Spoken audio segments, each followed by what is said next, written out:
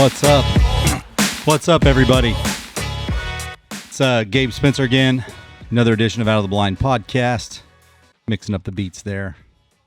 Switching up. I don't know if that was our old one or our new one. New one or old one. We played that one before. Sometimes we switch it up. Probably going to have a new one coming up for some intro beats. So, if there's anybody out there that's watching or listening that you guys have maybe a band, you guys want to submit some songs, some intro songs. I've got Trey Spillers on the episode today with Raining Red, and he's needing some intro music. I mean, you would take that, wouldn't you, if somebody was really badass? Yeah, for sure. Yeah. I like stuff nobody knows about, so That's right. All the newcomers, let's grow together. Yes, 100%. Yeah, so Trey and I, we tried this episode before we went on a elk and bear hunt in New Mexico. We tried this and we had some horrible technical difficulties, and it sounded like we were in a box full of, like a dumpster. It actually sounded like the podcast was coming out in a dumpster. So we decided to redo it. So this is actually episode 2, but it's coming after we recorded episode 3, but we're going to put it in the place of 2. Does that make sense? That makes sense. Clear as mud. It worked out. It worked. We've got a better story. Well, definitely welcome again, here in studio twice, but to the audience once. But we have, Trey and I, we just got back from an epic. I would call it epic. Would you call it epic? I'd call it something. I mean, it definitely should have a title, and we always have some sort of wild title. But we have a lot of stuff that happens with as far as like hunting goes and our travels and all these things. And I ran into Trey through some mutual friends of mine, and he has Raining Red, and Raining Red is the pursuit of the Big Ten, right? Like, just touch on it a little bit, but Pursuit of the Big Ten. Tell them what this is about. Yeah, so I mean, the Pursuit of the Super 10 is a segment of it, but Raining Red is a broader spectrum than that. I've hit on it before, and I'll probably talk about it again. But I grew up and had the place we called the Big House. It was our old family homestead, and everybody went there during hunting season. We hung out, and everybody hunted. I mean, it was just a way of life. Like, that's just what we did. And a lot of people, they didn't have that growing up. They didn't have a deer camp or anything, and they start thinking maybe I want to get into hunting, but they don't really know how, or maybe they think, well, I'm 40 now and it's too late, and I want to be an advocate for those people and tell you this: it's never too late to get in the outdoors and get in touch with what the outdoors has to offer. And so Raining Red is a broader spectrum. We want to be you guys as camp, anybody that wants to join the family, wants you to be a part of it. But the Pursuit of the Super 10 is a tagline I'm using to go after the Grand Slam Club Ovis Award and pursue all 10 categories of the North American Big Game. And excitingly, you got to join me on checking a couple of boxes. Oh, you checked some boxes. You checked some of my, like we checked, I got box checked. I never thought I didn't even know I had the box. I'm telling you, did we check them or did we smack them? I'd say we took the box and we wadded it up into from a big box down to a small box that we could put in our wallet, and then the next time we were out squirrel hunting, we could light it on fire after we wiped our ass with it. Boom. That's what I would compile that in to be. Yeah, so it was insane. I mean, I've been hunting forever, and I hunt crazy, backwoods, kind of, off the beaten path. Anybody that knows me, like, when I hunt, it's insane. Normally they're like, most people that I take on a new hunt, they're like, how the hell did you find this? This is public? I'm like, yeah. And so Trey, this is what Trey did. He took us into, it was wild. I mean, to say the least. We were in, what part was that? Was Amalia? Amalia? Yeah. Like New Mexico. Yep. And that was the Rio Castillo. Yes, sir. Ranch, right? Yeah, 87,000 acres. So we were there doing some film work with Kimber Creek, and ended up getting some badass footage, dude. Yeah. From meeting all those guys there and all that, with all of our guides at Steven and all them there, dude. That place was awesome. Yeah, so for sure. They don't understand, like, if you guys don't elk hunt or maybe haven't been on a mountain hunt, you can't really fathom like the terrain. It's pretty rugged. I would call it beyond rugged. And then you throw 12,000 feet into it to 13,000 feet altitude, and flatlanders like us, come from 450 feet elevation, at least in Tyler. I don't know where you're at, but Struggle bus it's the struggle bus all day, every day, Yeah. grind it out. and it was wild though. Yeah. So let's, I mean, we've got a lot that we can talk about here. I would say there's a lot. Right. And I'm trying to figure out like where to start even. Like there's just so much stuff. I think sometimes you just got to start from the top.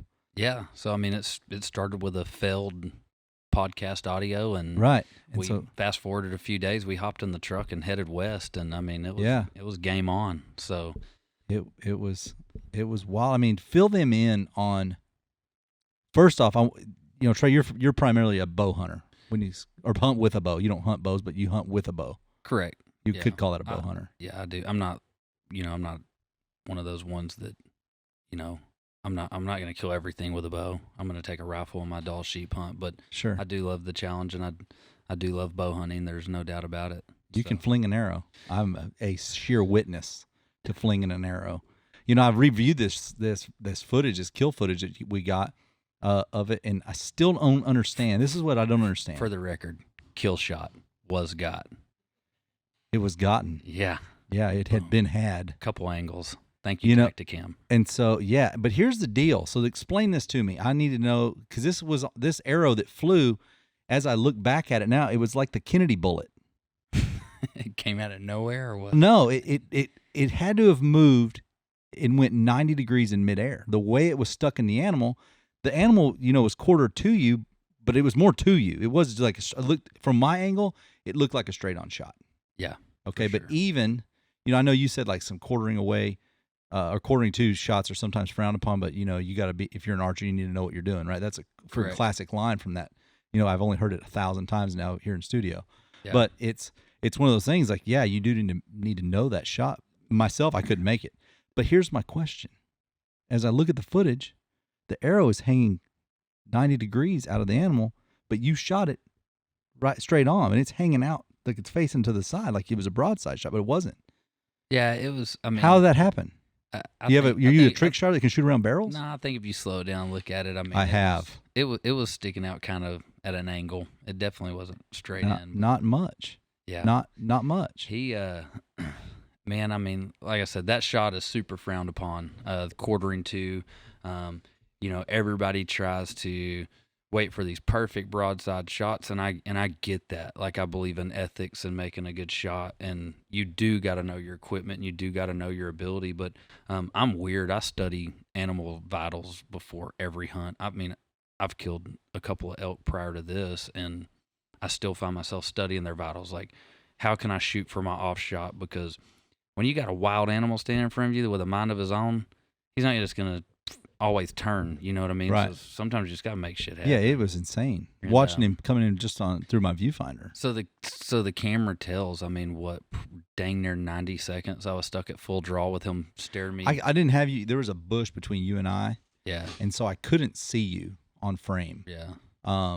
Because there's no tell. I mean, where I was thinking he was going to come is not where he came in. He come through that thick part. Yeah. And I just could see the tips of that freaking rack coming through. I almost shit him. Remember when Steven said when an elk finally shows up for you to shoot him, he'll come everywhere except where you want him? Right, that's what happened. And then he just pokes his head out, like he just peeks out like a peekaboo elk. Yeah, and he was so from my angle, he's staring me dead in the eye, but I'm in a cedar shadow of a tree, and he couldn't silhouette me, and I was like, I've either got to spin from 9 o'clock to 12 o'clock and try and make this shot, which my movement may booger him up, or I can just keep sitting here, but he's done. He's locked up. He knows something's wrong. And yeah, he knew something was not right. He was not coming out, not an inch. I managed to, pivot on my knee and get around that little dead tree, and he didn't move, and I was like, I'm going to slide it right into the top of his shoulder and, shoot for the back of his off lungs, and, 40 yards? He was done. Yeah, if that. 50 yards max. As a bow hunter, it is awesome to know that when your arrow makes contact, to be able to confidently tell everybody that you did it. Like, he smoked. Those were my exact words. I called my wife before we found the elk and said it's done. Yeah, smoked his chili. Yeah. That was wild. We're going to make some chili. Yes, sir. Okay. 100%. Yeah. So, we got that. You got the bull down. We went down and got him down the mountain, and You had a mishap. Yeah, we got him down the mountain. Didn't You had a little mishap. So this 800-pound, I would call it 800. he got away from me. It got away from you. Yeah, it's okay. It took off down. And I've got it. That would be a blooper roll. We wouldn't play it, but it was very entertaining because I'm on the end of the drone, and watching him drag this elk down, and it gets going because it's steep. Yeah, It's like a 12-on-12 pitch roofing terms. yeah, for sure. And it took That's off. a 45-degree angle for those who It don't took know off like it was a rocket ship. You could have rode it. That would have been epic. You could have rode that elk down the hill, dude. It wasn't a hill. It was a damn mountain. It was a mountain, but he did. He got away from me, and the whole time he was sliding down the rest of the hill, I was like, "Oh my God, don't break an antler!" I know. I just knew I was gonna see one snap, and he got hung up in that little tree, and then freaking barreled back down the rest of the way. Went off screen, and then I could pick him back. I had to scoot the whole drone back to catch the rest of the fall. Still going and go. It was going, man. Yeah. It was wild. That was like it was just such a different, just different scenery, different people. By all means, green chilies. Yeah. Oh man, we got foundered. It was so bad. Yeah, and So I think the altitude made us bloat. Something happened. Yeah. I mean, I ain't been right since I got back. Yep. A lot of backfires. Yeah, it's been weird. Just weird things. I think that's extreme altitude change. Is just. How about that clip when you said, "Thanks for farting on me"? I said, "My bad, bro. My crop dusting you." Yeah, crop dust me just as we're dragging the green elk down chilies. the hill. It's them damn green chilies. They put in everything. We can't handle it. Gloria. I couldn't handle it. I love Gloria, but her cooking. Yeah, big prize. I don't know if Gloria would ever listen to this, but if you were listening to this, we really appreciate the food and that you guys cooked there. I mean, we were eating like kings. Yeah, for sure. That's like it was a gentleman's hunt. Yeah, yeah. It was pretty awesome. So It was a gentleman's what hunt. was super cool is that we had a blowout that Sunday morning, our first morning, because of the wind. And so we went up high above tree line just to glass. Like I was like, I'd love to go glass. And Steven said, well, we'll go way up to the top of the Baldies and we'll glass. And like 3 minutes, not even 3 minutes, 30 seconds after we set up, we found that bull. And I was like, that's the bull. That's the bull. And then Monday, that rainstorm was moving in. The wind was shit. Yeah. And he was like, man, we don't need to go up there today. And we actually thought we had a bull coming in, and he just never committed. And so, that night at dinner, what are we doing tomorrow? And I was like, we're going to get that big bull. Yeah. And I think Steven's quote was, well, let's go get him, but you do realize you want to kill a bull in the biggest shit box out here. That's what it was. It was so bad. I mean, I'm sure there's worse hunts, but it was pretty rough. Yeah, steep, 12,600 feet. Yeah, down and then back up to that elevation. No oxygen up there. No, it's wild. I used those mountain ops, that solitude. That was pretty good. I think it really helped. Yeah, I think it did. I mean, I normally get altitude sickness. This is the first time I've ever been to altitude and the Rocky Mountains that I didn't feel shit like shit. So yeah, awesome. Yeah, so I think shout out to those guys. No affiliation there, but we always need podcast sponsors. Right. Yeah, no doubt. That's Mountain Ops. Yeah, I use their multivitamin.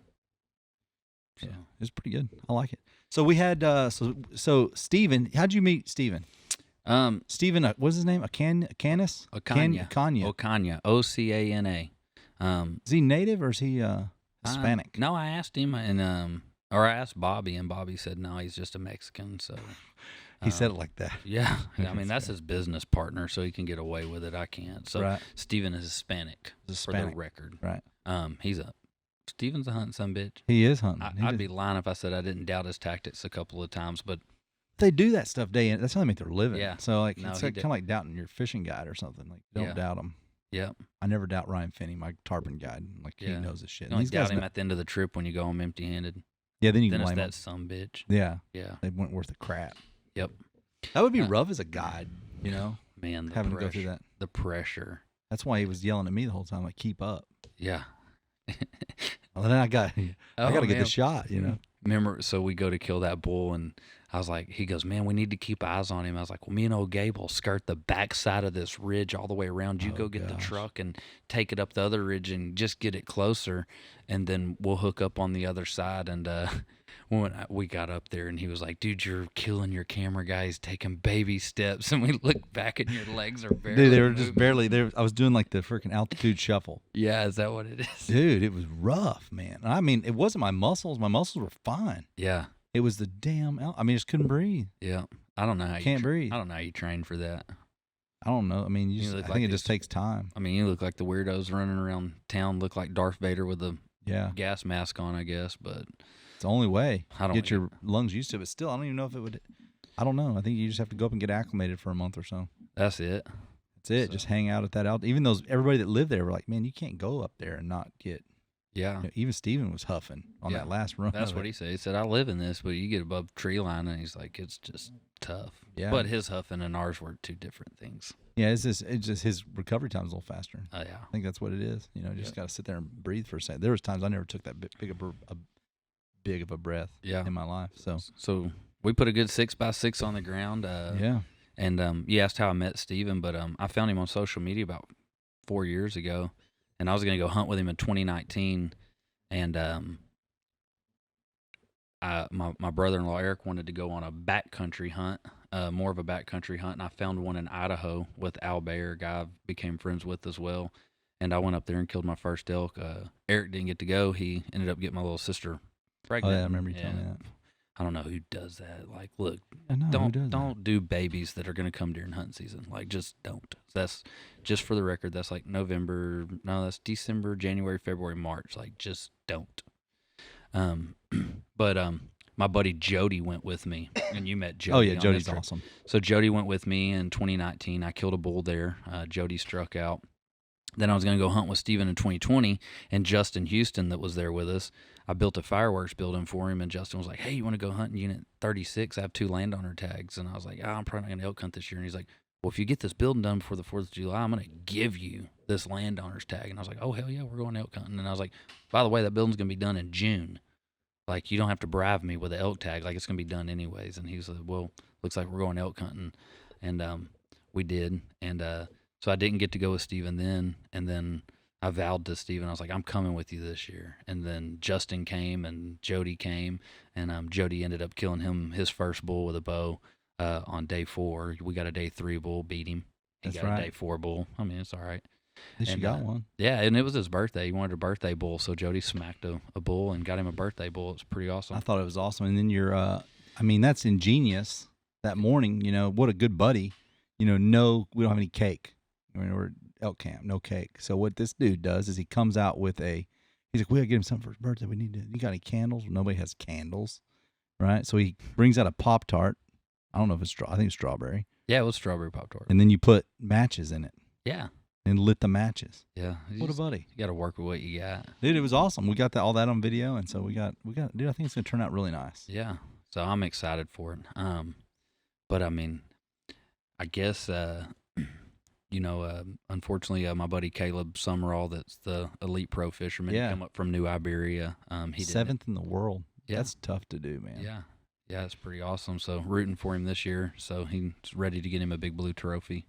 But he needs one. He didn't end up getting an elk, and Justin didn't end up getting an elk. But both those guys got to pack up and go on another hunt. They left straight from New Mexico. Yeah, how have they done? I noticed that I saw Summerall in a pile of snow. Yeah, he went up there. It's in a t-shirt and woke up the next morning in a foot of snow. Like that's just the weather. So that's tough to hunt in. Hopefully that cooler weather's getting him fired off up there in Colorado, and he'll get him one stuck up there. I hope so. And, he's bow hunting, right? Yeah, I haven't heard too much report from Justin. He's still there, so. You know, did they hunt in the same spot? No, they're in different spots, but they're both in Colorado. So okay. Hopefully they'll come out of there with a bull apiece. That'd be badass. So you already dropped your elk off at the processor, right? Yes, sir. Nice. Yep. Y'all get there's a bunch of meat there. You tried the bear, right? Yes. We hang on. I don't even know what it's called. I'll just get my phone up. But my brother-in-law Justin was like, I really want to make some bear. I heard it was good, and I was like, yeah, let's cook it for sure. And he sent me this recipe, and I think everybody should know it. But I'm gonna butcher this word. It's from Nevada Foodies, but it's called Black Bear Bourguignon. I'm gonna spell it Bourguignon. Bourguignon. Yeah. Black Bear Bourguignon. Yeah. So he took mushrooms and the gravy, and he diced up the backstrap into little cubes like stew meat, and he put it in a cast iron Dutch oven and stuck it in the oven and cooked it slow for about 5-6 hours. Oh, yeah. And we put it over mashed potatoes and ate it with some sourdough bread. And let me tell you, if somebody's ever told you that bear meat is not good and you shouldn't eat it and you abandon the carcass on the side of a hill, you're messing up. You're an idiot. So let's talk about the bear meat you cooked. So, because we can get double perspectives on bear meat. It's fabulous. Yeah. I would call it fabulous if I had to pick a word.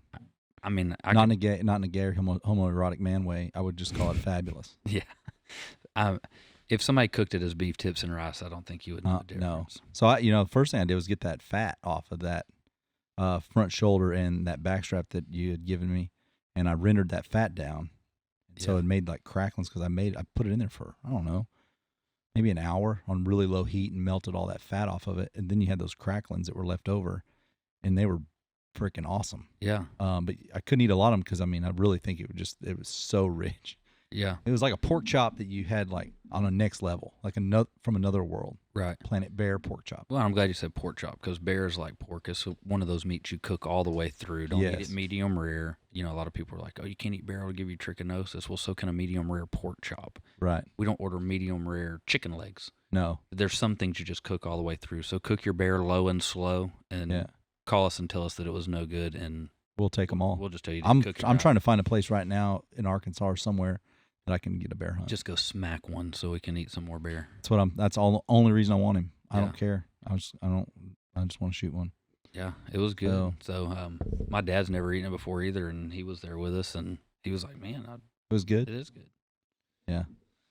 So that was kind of like the first layer. You know, we had that cabin. You guys got to shoot your bows in, and we had Gloria, freaking founder us, dude. It was insane. The green chilies, I can't handle them. I can't handle it. That place is like a toot factory. It's just farting the whole time. It was bad. Like I lost hair, I think, and in your nose. In my nose, yeah, it was bad. But no, that was the part A to it, and it was. It was eventful. It wasn't anything like out of the ordinary or anything. It was an epic hunt, man. It was just an epic hunt. It's perfect. Everything fell into place perfectly. Yeah, I killed a big mature bull and right.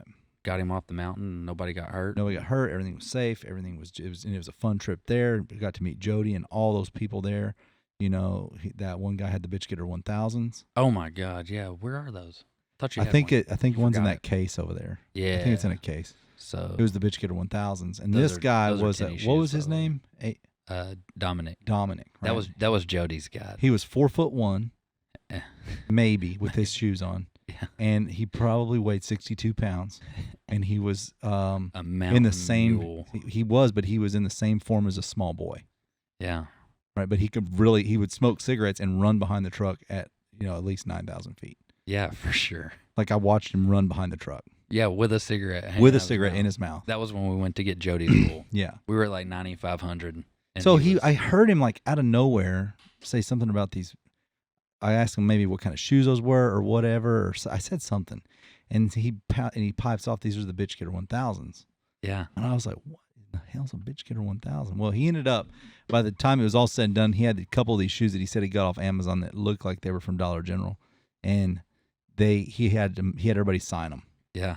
So everybody in the camp signed and he labeled them bitch getter 1000. And he put bitch getter 1000 on there. Did you notice when his girlfriend showed up and we talked about those shoes, how uncool that conversation became? It got really uncool. Yeah. But clearly, maybe they worked. I don't know. Maybe. Blind squirrel finds a nut. That's it. Every once in a while. Every now and then. So, for any of those people that were with us on that camp, big shout out to you guys for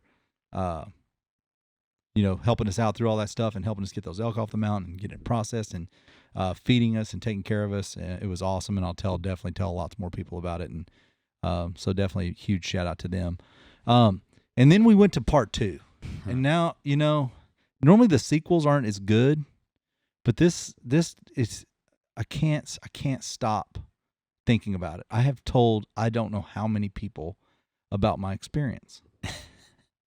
I don't even know where to. I shoot a drum roll right now. I don't even know where to start. So, you tell me. This is how you portray it to me. Hey, Gabe, and if everything works out right, we're going to get to go kill a bear on some Native American land.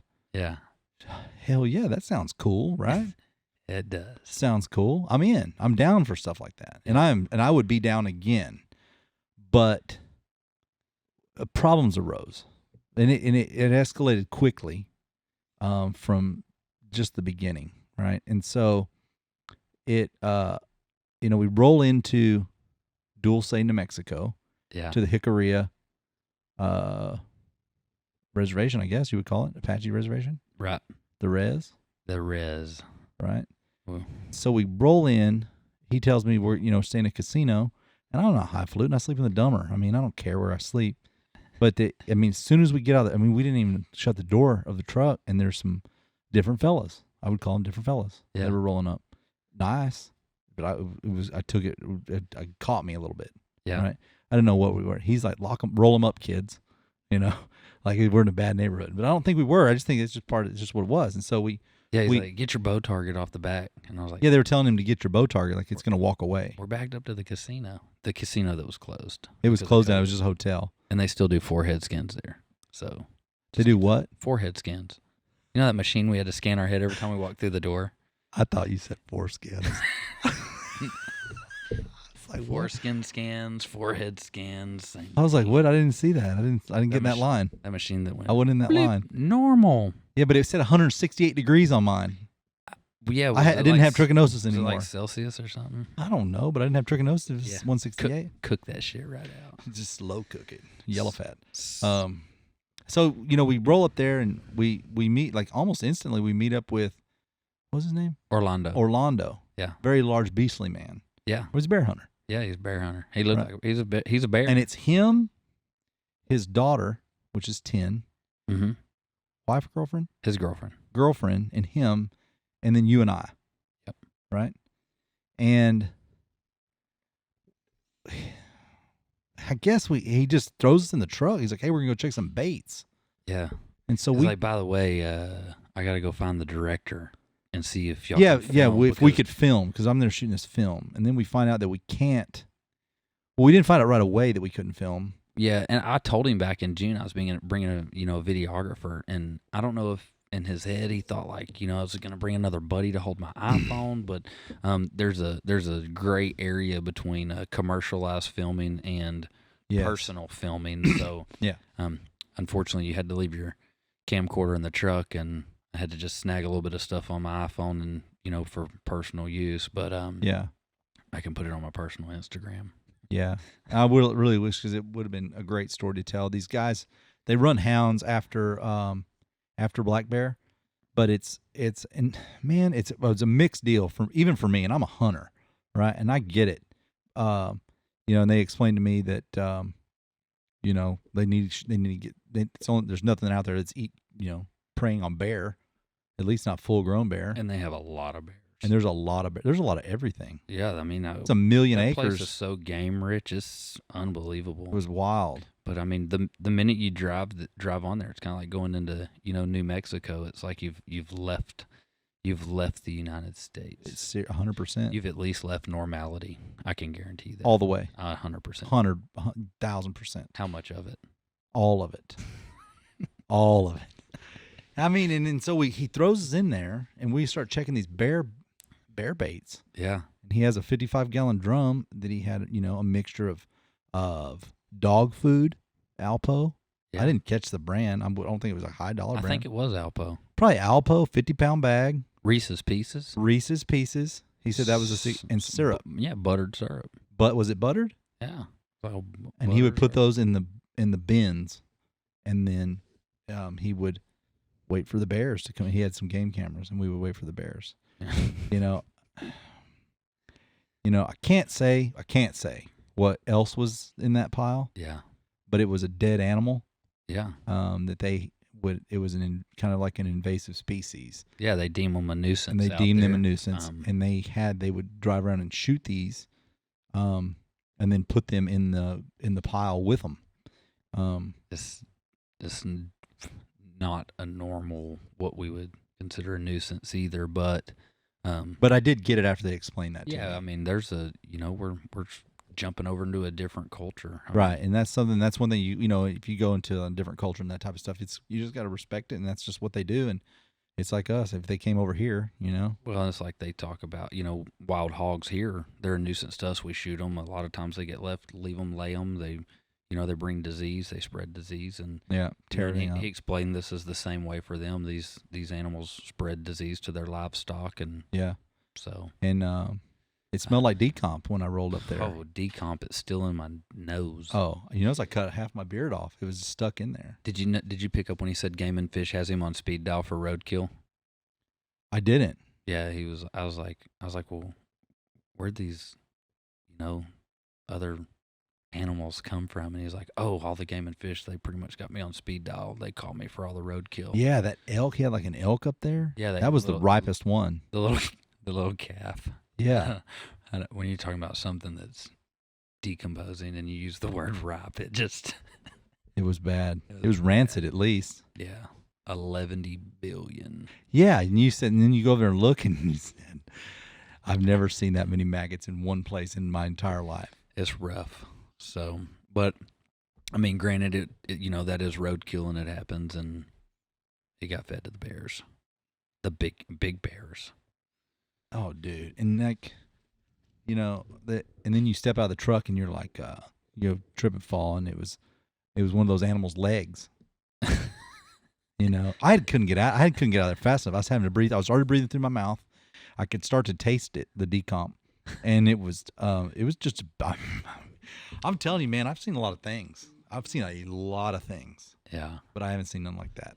Yeah. And then it's like, once you get in, let me tell you, once you get back in the truck, like when you're stopped, you're safe.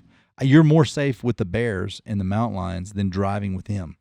Oh my God! Let me tell you, Ford F-150. Yeah, I used to be a Ford hater, not anymore. EcoBoost motors should sponsor Orlando because that dude's like a dirt track drifter. We were drifting. Oh, absolutely! And I was counting pine trees that we didn't wrap around. I was like, this guy is in a hurry.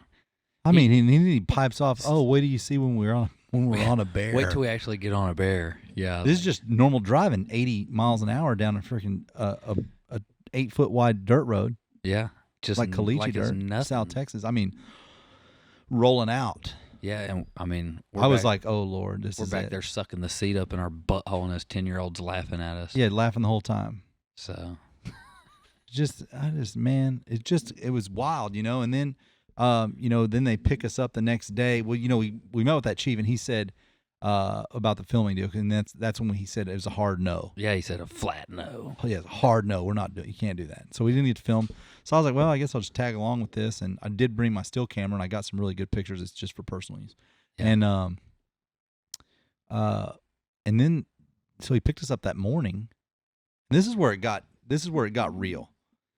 I have seen wild black bears and stuff in the wild. I mean, being in East Texas, we don't really have a bunch here, but we don't.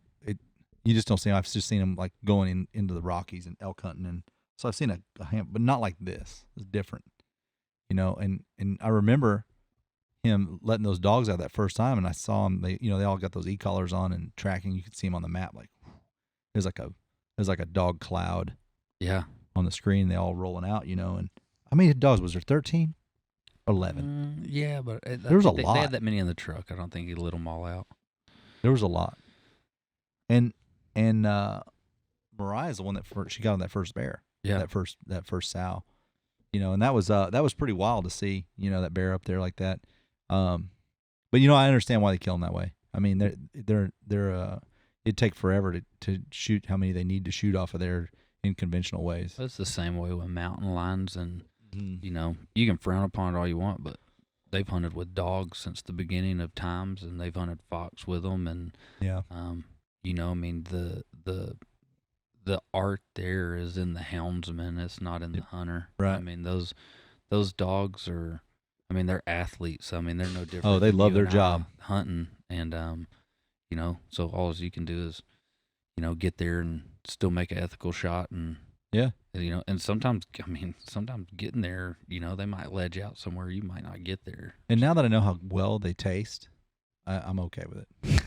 Because now I'm like, kill him. I'm going to put it in the freezer.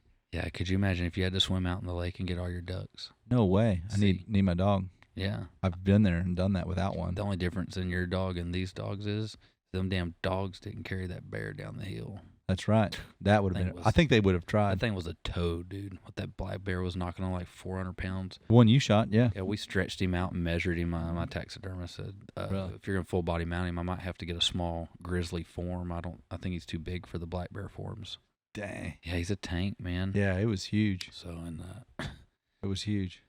But I guess it got a little sketchier from there. It did get sketchier. It got a lot sketchier. He sent us off the state land to go. Do some to get photos. to get a last shot for the elk film. What I was looking for and what I was trying to tell Trey. This shot that I needed a large expanse of landscape, and I could put this elk on his back, like he's packing it out. Because where we were trying to beat a rainstorm, so I didn't get the actual footage of what I needed because it started raining just shortly after we had got him quartered up. And so I needed to have that shot, and I couldn't risk putting my expensive camera gear in a rainstorm. So I cut the scene, and I was like, we'll grab it somewhere else, and it'll make sense. And so we asked Arturo, right, that's his name? Orlando. Yeah, where to go? Yeah, and he's like, well, I'll send you over on some state land. Yeah. And it's off the res. Yeah, I've got 2 bear killed today, and we're going to sit over here and get drunk. Right. I mean, they were like, and they were on it. They were partying down. Drinking 99 proof schnapps. Captain Morgan, all of which was hot. Like not like room temperature. Like hot. Microwaved. Yeah. Hot. It was just sitting in the sun, and they're like, here, hit this. I was like, no thanks. It burned my gut. Not because it was alcohol. I took a big hit of that first one. It was probably 168 degrees. No trichinosis in that either. No. And if you had it, that killed it. Yeah, for sure. 99 cherries. Oh, that's what it was called, wasn't it? Yeah, 99 cherries. It's like 99 bananas, but cherry. Yeah. Hot. Hot is alcohol content, and hot is temperature hot. Yeah. It's like warm cherry syrup with a kick. Yeah, that was about like a cannon. Rough. Like a dude, pull of cough syrup. Yeah, it was wicked. And then so we asked our guide, hey, he's like, well, I'll send you to a spot. I dropped a pin, and as we travel, we go straight west down some res roads, and they just started. It's like a ranch road in South Texas. Like it was just kept getting smaller and kept getting smaller, and then next thing you know, it just dead end. It was just dead end. There was like a fence, and that's when I knew it was over. The road was closed. Yeah, it's closed. And then we got so far back in there, we lost signal. Our Onyx no maps were working. So we were like, well, we'll go back this way and turn left and try and go around. And we ended up on a road to where we were like so committed. There's no backing up. No way. And it was cool because we got to the top and we're like, oh man, this is perfect. And we've got to be on that state land. Like we've got to be. We've been driving for freaking hour. And so we parked the rig. And, the old hunting rig came out of there with a few scratches, skint the wheels, a little rocky. Dude. Remember what did we knock the transfer case out of the bottom of it or something on the way down? I don't know. It sounded horrible. I mean, it was just wild. We got back there. I got a little bit boogered. I'm not gonna lie, I was a little bit boogered back in there because we weren't supposed to be filming. But we did get our last shot with that drone. Well, when like I said, he dropped that pin. We thought we went on state land. And we took a couple pictures and stuff, and we're like, well, let's walk up higher on the hill. And I was like, man, you hear that truck? And you're like, no. And I was like, that truck's coming closer. It's in this valley with us. It.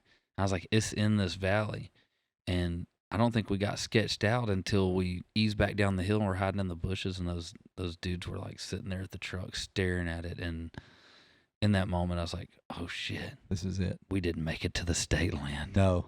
We're in Scalp City. What'd you say, Bona Tomahawk? Yeah, that Bone Tomahawk. Dude, have you seen that? No, I'm glad I haven't. Don't watch it. I don't know. It's bad, dude. It is the worst movie, the scariest thing I've ever seen in my whole life. People are listening to this going, oh, they're pussies too. No, I mean, call me what you will. I don't care. It was very eerie feeling. I was boogered, I was like, you want to just drive straight home tonight? And you're like, hell yeah, dude. We packed our shit and left. But hey, if you go and you kill 2 big animals and it's time to go, just get the hell out of there. Go home. It's time to go home. And take your 99 cherries. We rolled out. Take the 99 cherries. Roll out. We took that truck stop nap. Where was that at? It's not Carl's Corner. Was it Carl's Corner? I don't know, somewhere truck stop. 1982 truck stop. Yeah, it kind of looked like something that should have been in Jeepers Creepers itself. Yeah, it's just fitting. It's Klein's Corners. Klein's Corners. Klein's Corner. Went through Santa Fe and then went back down. We slept there for a handful of hours and got back to Tyler about 2 or 3 o'clock. I got back to Tyler 2 or 3 o'clock. Yeah, I got there about noon. So, yep. But dude, it was badass, And so you've got other stuff coming up. Yeah. So the super cool thing is, going after the Super 10. I already had deer. I already had elk box checked, but I didn't have them on film. We now got elk on film. Mm-hmm. I got the bear box checked, just not on film. I know. So, I kept making this joke about the Chronicles of Gabe and Trey. So I know. we're definitely gonna have to do another bear hunt. Yeah, I'm fine. Maybe I'll with get the bear a film hunt. permit if need be. Yeah, we need to check those. So, and we will not ask our guide. No, we're gonna do our own research. Because he was like, "Oh, you don't need it, bro. We film all the time. I make TikTok videos every day." Dude. He does. Check him out, Orlando Munoz on TikTok. He's a nut, dude. He is, man. He's crazy. But sometimes hunting with those crazy people keep it interesting. I mean, it was very interesting, and hats off to those guys. Not crazy like something's wrong with him. He's just wild, man. That guy's wild. He just likes what he does. Yeah. If you do go hunt with him, I suggest you take a helmet and wear your seatbelt in the F-150. Yeah, for sure. 100%. It's just nuts, dude. So it's nuts. So you're chasing next thing up. I mean, I've got deer hunting and whitetail and mule deer hunting in the Panhandle this season. Antelope at all? I didn't speak goat. I do need to go antelope hunting, but that's an easy one to knock off. Is it easy? Yeah, I mean not with a bow. Oh, I got you. Rifle, I think it's. I'd like to get a speed goat with a bow.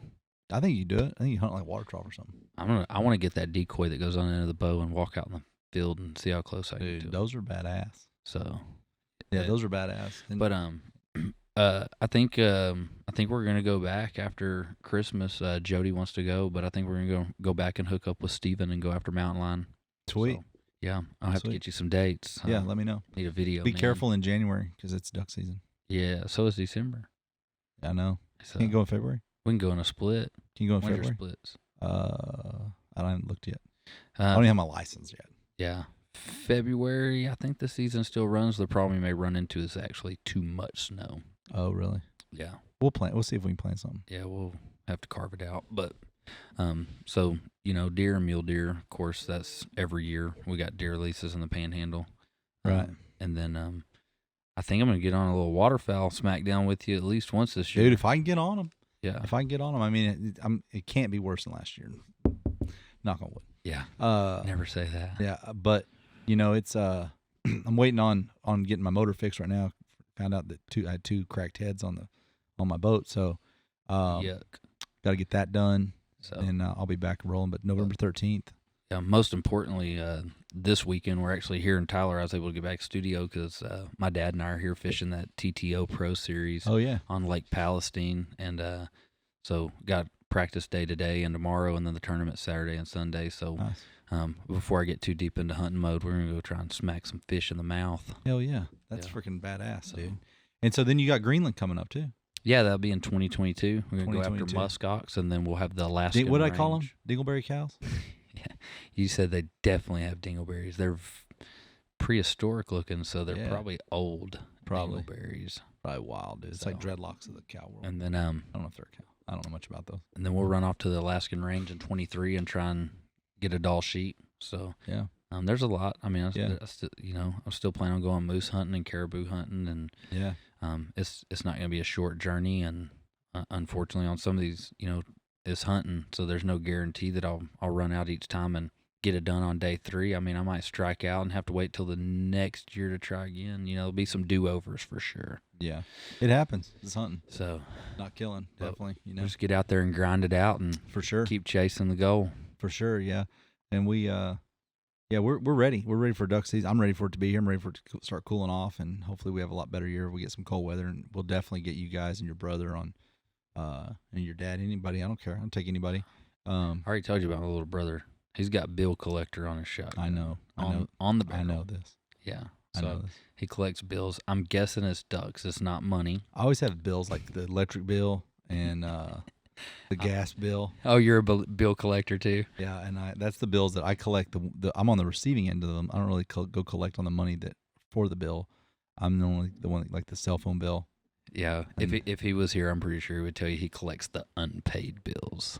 Oh god. Oh god. So, Traveling bills. It'll be a good time, man. He's a ball of energy. Unless he gets hungry. Have you ever hung out with anybody that gets hangry? I get like, angry. I'm going to tell him to listen to this just so you know that, like, if you take him hunting, take that kid some snacks and food. Because Here's if he the gets deal. hungry, it's bad. He's not going to go hungry. And it's all the bad. people that know me, everyone that knows me, that's hunted with me, knows that you will never, ever, ever, never, ever go hungry with me in the blind. I promise you. I will break that cook box out and make something. And even if I don't, you ask my buddy John Siri, like we were cooking duck that we just shot in the blind with nothing. Yeah. We just made the grill out of green willow and roasted that sucker for a couple hours. If you're and he was like, hungry "This is the best thing I've ever had." Yeah, if you're hungry enough, you don't need salt, pepper, nothing. Don't even. He's like, "Yeah, we don't have salt and pepper. You don't even need it." Yeah, we're making a turd, bro. It was good, dude. So it was like awesome. By the way, I got your cooking oil in the back seat of my truck. Oh yeah, it's just like olive oil or vegetable or something. But you probably need to put it back in your cook box. Yeah, we'll probably put it in there. It's not a big deal, but I'll grab it though. But yeah, man, he's not gonna go hungry. I'll have something. I mean, I make donuts in the blind. Donuts, come on. Yeah, dude. Like homemade donuts? No, they're not homemade. I cheat on this recipe, but you pull them out of a bag. No. Debbie's. No. I mean, I cook them. It's just biscuit dough. Yeah. And I form them in like the shape of a donut, and then I just really low heat because they burn easy because you got to cook them all the way through, right? Yeah. And a little bit of like I don't know, vegetable oil, fry them, and then for the glaze part, I empty out a Ozark bottle like that to where it's just got like this much water in it, and then I add powdered sugar. People always ask me, why you got powdered sugar in your boat? And I guess it looks like cocaine. And so I got it in a Ziploc bag. Yeah. And I pour that That's in for there. those slow mornings. Yeah. And so I pour that powdered sugar in there with that water, and you mix that up. Yeah. And then while you're cooking your donuts, you're sitting there, mix that, and it makes because it's cold, it makes a glaze, and you just pour that right over the top of those fried biscuits, and it's like a donut. Have you ever heard of Ozarka sponsoring anybody that hunts? I have not. I was talking about this earlier, but like this good natural spring water, and we were talking about Dasani and how thick it is, and it's like reverse osmosis. I don't know how water can be thick, but that's the thickest water. It is thick. It's almost like it's like a weighted oil. Needs to go in the blender. It is. It's like 40 weight. Yeah. That's 40 weight water if I ever drank it before in my life. So, I mean, I'm just not. I don't if somebody from Ozark is listening, I would take. I put this in my bladder. Like I'm funny. I don't want no doo-doo water reverse osmosis. I'm in Ozark. That one's made. Where's that one made? It's a Texas product. It's natural spring water made in Texas. I mean, it's probably pumped out in Texas. Gabe's looking for podcast sponsors. I'm always looking for. Speaking of sponsors, I didn't even give a shout out to Back Down South Clothing over in Lindale. I had a couple of their hats and with me down there, but I need to get you hooked up with Michael Sims. He's got awesome gear. Yeah, check those guys out. There you can catch them online, Instagram, Facebook, everywhere. They're down there in Lindale. Anyway, you can put in Out of the Blind 15 on checkout and get 15% off there. And Phoenix Lights, they're another sponsor, and we definitely promote those guys a lot. I'm gonna tell you, those Phoenix Lights. I know you had a headlamp down there, and I was like, man, you need to check these out. But these headlamps, like they have went above and beyond with these things, and they just last forever. I've tried to beat them up, kill them. Only way I haven't broken. They're freaking. You can see into the future. They're bright. I mean, seriously, it's insane. Like it's just I got a go light on the front of my boat, on my duck boat, and that thing shines close to a mile. And is it made by them? No, maybe. Oh. I don't know. It's got superpowers. And then one they just sent me, it's almost as bright as that go light. Oh, really? Almost. At a fraction of the size. Fraction of the size. It fits on your head, and that's one thing I like about them is those batteries last forever. You know, most of those they got a little battery in them, or are they rechargeable? They're rechargeable. I mean, and it lasts. I mean, I can go 4, 5, 6 hunts, and I use a headlight a lot. Yeah, and you're saying they're lightweight too? Yeah, they're magnesium frame. Yeah, so they're light, and that's all good stuff for the backpack. Yeah, it's great. Those ounces add up. Yep. First day up the hill, and you're like, man, I'm gonna get back and shed some shit out of this backpack. Yeah, it's badass. And then our other sponsor is Apex Ammunition. they help us out with some ammo during duck season. So definitely a big shout out to those guys. I think they're one of the few right now that maybe have some stuff in stock. Last I heard, I know that there was kind of they were thinking there's going to be a shortage of shotgun shells, and people are going, man, you need to pick up some shells, which I'm good, but you can go online and pick them up. I think it's apex.com. And they have it's an S3 steel that's freaking really awesome. It's pretty affordable too, so I really like their stuff. But yeah, man, I think it was an awesome trip, man. I am beyond ready for another round. I'm really excited. We have been Jimenez and I have been in the studio this week, just chopping away, picking it apart and going over it, and rewatching it, grabbing some of your content, putting it in that you had grabbed, and just really starting to put this story together to really paint a picture of what Raining Red's about, and you, and getting these viewers to know you a little bit more and kind of what makes you tick, and just capture some of that beauty that we all get to see as hunters, that we get to see out there. And that's kind of what makes it trip for me, and is awesome to meet you and get in with your buddies. And absolutely, man, those guys are freaking awesome, man. Yeah, Jody and all of them, man, they're freaking that's killer. a big part of it, man. The camaraderie. The memories you make are hard to beat, and some of the best friends I've made are in the outdoor world. So it's great, man. And I've been definitely blessed to get to meet a lot of people and go and see a lot of things that I've seen, and so I'm definitely grateful for people like you and everybody that helps all that stuff happen for us here. So it was pretty good, and dude, I'm ready for the next episode. Yeah, and for sure. Yeah, and we'll definitely get it going. But once again, guys, make sure to check us out. You can check us out on Spotify. You can check us out Apple Podcasts. You can check us out full video on YouTube. Follow us, share this, tell your friends. If you know somebody that's really interesting and wants to come on this show, I'd love to have you guys. We're based in Tyler, Texas. Man, check us out. Out of the Blind Podcast. Gabe Spencer, Trey Spillers, Raining Red. Catch you guys on the next one. See y'all.